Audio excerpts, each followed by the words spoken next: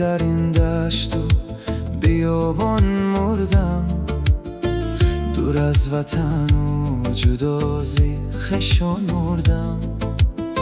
یک پرچه خط بیکن با یاران و رفیق، در خط بینویس که من پر ارمان مردم.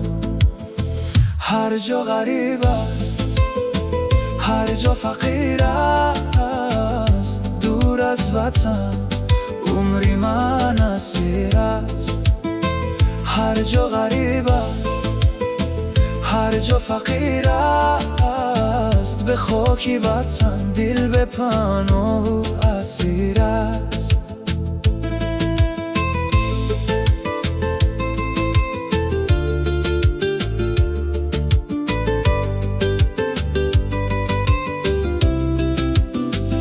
ای بادی صبا خبر بیبر سوی وطن، بر جمعی برادر و بر مادری من.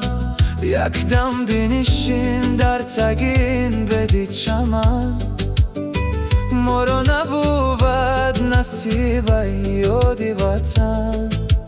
ای بادی صبا اگر گذر کردی از کوی و دیارم، از نامی من یک سلام رسان، به مادری چشم انتظارم. هر جا غریب است، هر جا فقیر است، دور از وطن عمری من اسیر است. هر جا غریب است، هر جا فقیر است، به خاکی وطن دل به پناه و اسیر است.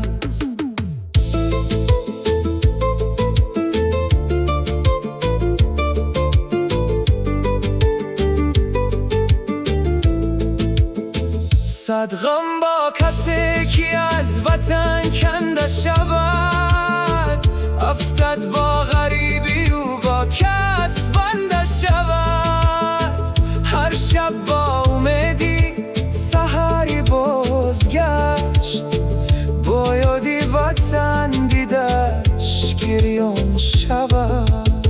هر جا غریب است، هر جا فقیر است، وطن اگر دور شود از نظر، در دل همیشه جاویدان است.